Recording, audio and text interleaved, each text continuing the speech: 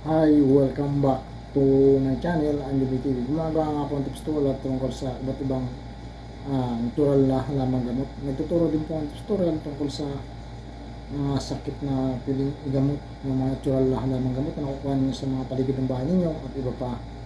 Ah, Dahil sa channel nito ay nakakatulong ko kahit kaunti sa ating mga mahihirap natin mga kababayan na walang pambili na gamot. Ah, maraming salamat nga sa mga subscriber ko. Thank you for all subscriber. Thank you for new subscriber. And all viewer, new viewer. Maraming salamat sa inyong suporta. Sana patuloy yung suportahan tayo para lalo po pumagot. Para natin hirap natin makbayan na makakuha ng libre na gamutan sa tulong ng channel na ito. Sa paligid ng bahay nila, makukuha silang libre na halamang gamot. Okay? Ang tips ko po ngayon, yung kung kayo ay nakagat ng hayop, yung hayop na honeybee, alam niyo honeybee, sa English tinatawag niya sa sounded Tagalog o sa Tagalog na pukyutan, ligwan, hinlulumbo, utakti, bubuyog, ligwan, pukyutan, at iba pa, hinlulumbo. Then kasama na dyan yung hito. Alam niyo hito, yung nasa mga ilog, hito na ilalagaan sa mga pispan, ilalagaan na hito. Kasama yan sa tips tutorial ko na kasing sakit ng kisot ng honeybee o kagat ng honeybee o nangangat ng honeybee. Hindi kisot yan sa puwet ng honeybee. Yun yung tumutusok sa katawan natin o sa katawan ng predator nila, yung nalabas sa puwet nila. Yun namang hito, kapag napinikan nga sa kabila ng gilid, hito, yan, delikadong lalagnatin kayo. Ganun din yung hito sa dagat. Kung tawagin sa Tagalog, patuna o catfish, hindi fish, catfish, yan, catfish. Kamukha siya ng hito pero malambot ang katawan niya sa hito kasi maputi yung patuna. Yan, isa yan din sa kasama sa isa pa rin yung isda na bato. Alam niyo yung isda na bato, yung tinatawag na turukan sa Tagalog. Sa surpat na sa buong Pilipinas, tinatawag siya na isdang bato kasi kung matatapakan mo na siya, hindi mo pa rin siya makita kasi hitsura ang bato siya. Nakaganon yung mga tinik yan. Lupo, natawag ng iba lupo. Isdang bato. Bato. Lupo ang tawag sa Tagalog niyan, saka isdang bato. Grabe, pag napinikan niya ng bato, talagang hindi ka na makakalis doon sa lugar kung saan ka napinik kasi lalagnatin ka o iba'y maramdaman mo. Okay? Ito yung tips ko. Tips number 1, kapag kinagat ka ng bubuyog, hinlulumbo, or pukyutan, ligwan, putakti, yan mga sabi ko na yan, kilala ko yan kasi dati ako sa bundok na yaan na experience ko na ng bata pa ako, yung bahay namin sa bundok yan. Yung mga yan po ay pwede kayong lagnatin, pwedeng mamagayon, kinisutan o tinurok yung kanilang ipantusok kayo parang krayon, pwede kayong lagnatin. For example, ligwan, maliit kasi yung ligwan, maliit yan, pwede ka rin lagnatin kung mahina ka sa kisot nyan. Mas malaki yung pukyutan, nakakamatayan ng tao at nakakamatayan ng kalabaw. Kasi ang kalabaw, sobrang laki niyan, pwedeng patayin ng pukyutan kasi libo yung pukyutan yung napapansin nyo sa bundok na nakadikit sa kahoy.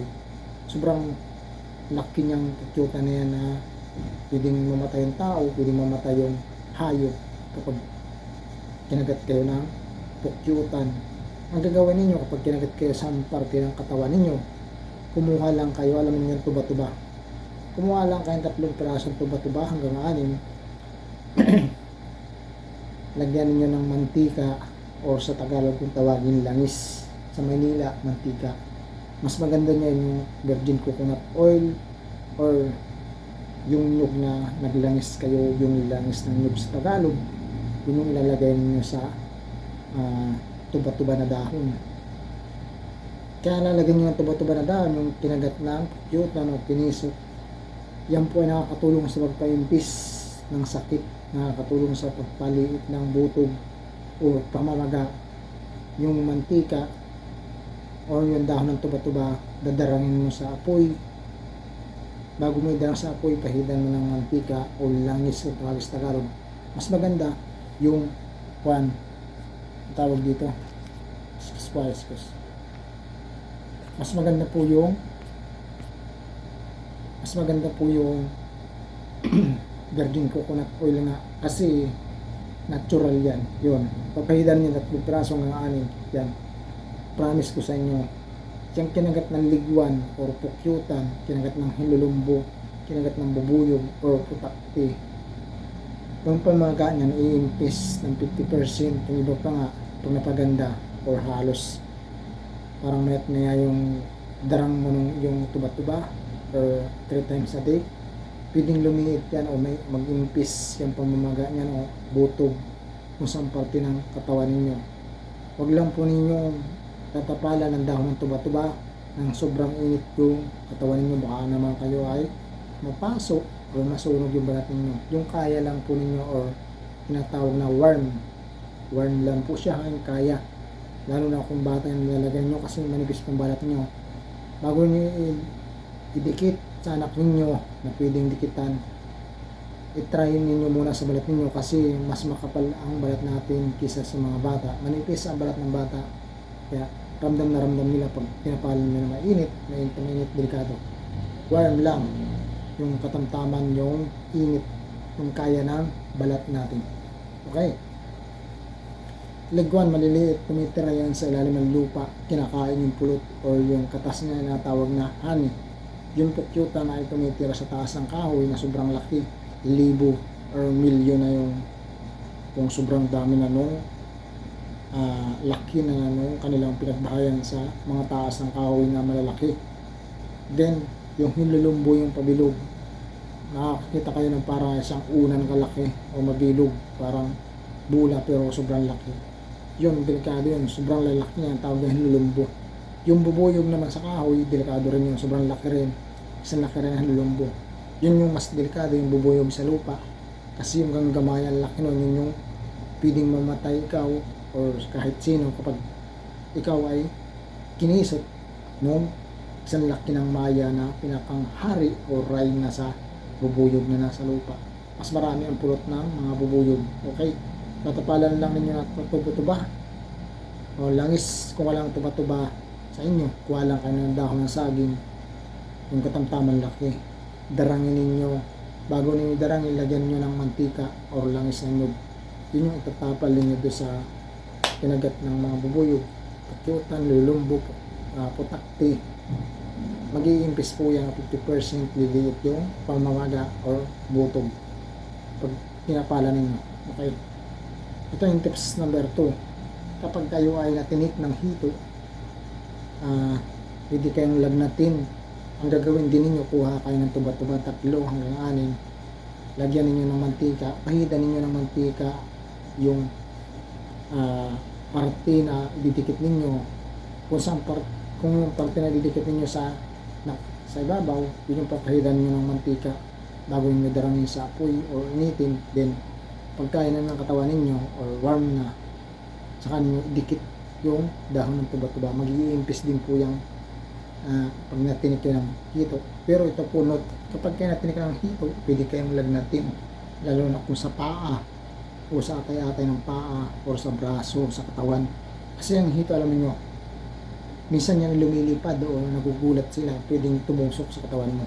Parang kutsilyo yung, lalo na super laki na hito, mag-iingat kayo dyan. Delikadong pwede kayo nilagnatin. Kasi natinik na yung kuya ko niyan, nilagnat. Yung hito na patay, nagalakad kayo sa ilog, may naglason, nagtungtong yan yung hito na patay, then 2 beses pala siya na tinik. May naglason ulit doon sa amin yun sa province. Doon kasi kami nagliligo sa ilog, lumipad yung hito dito sa baraso, tumusok yung tinik, napaka-binas, diba? Yun yung ginamot ng father ko nung buhay pa siya. Ayan, tips number 3. Tips number 4, kung kayo ay nasa dagat o natinig kayo ng patuna, ganun din ang gagawin niyo yung cut piece, yung maliliit. Ipagtanong niyo sa mga ninunong niyo sa palengke, ano ba yung patuna? Ituturo sa inyo yung patuna, parang hito siya, kaso maputi yung balat niya kaysa sa hito. Saka ganun din, may sungot din siya pero maputi. May dalawa ring tinik sa gilid yun. Pwede ka rin lagnatin kung mahina ka sa mga sugat, pwede kang lagnatin kapag natin ka ng patuna or cut piece sa dagat.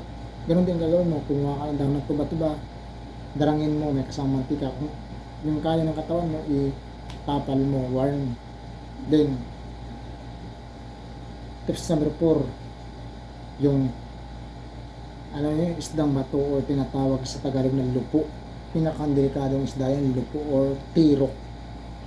Grabe yan, parang isdang bato nga siya, parang bato. Matatapakan mo lang, maksidente ka, hindi pa siya gumagalaw. Mararamdaman mo, doon ka na, lupo. Kapag napinig ka ng lupo, grabe yan.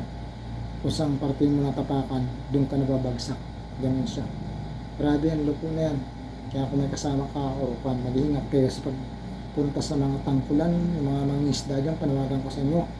Kung may nanonood ng videos na ito or sa channel na ito, may nakasubscribe or napadaan, ingat po kayo sa dagat na tinatawag na lupo o isdang bato. Yung patatapakan mo lang siya, pero ang pangit ng hitsura ng isda na yun yan. Delikado yan. Lupo, pwede kayong lagnatin. Ganun din ang gagawin nyo. Kuha kayo ng dahon ng tuba-tuba, idikit ninyo sa braso, parte ng katawan ninyo.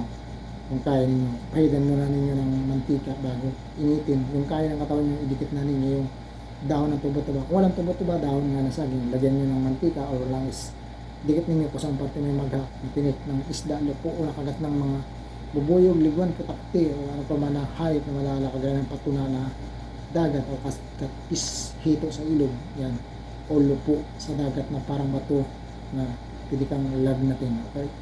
Sana po natutunan kayo sa pag-tutorial ko sa tungkol sa mga malalala na isda or mga hayop na pwedeng ninyong gamutin, hindi na kayo pwedeng magpa-hospital or kung malayo yan sa inyo, ay pwede na ninyong gamutin sa inyong bahay yung pamamaga, yung nasabi ko na mga natural halamang gamot. Okay? Saan nag-search po ito ng video na ito at napadaan, pwede ba ang pakiclick ng subscribe, pakilike na rin po and pakisubscribe, pakishare sa mga friends ninyo at family sa mahilig manood ng mga ganitong content, pag-tutorial ng mga natural halamang gamot, pagturo ng mga tutorial ng mga iba't ibang halamang gamot. Thank you for watching Everyday TV. Bye! Kamuhay po kayong lahat.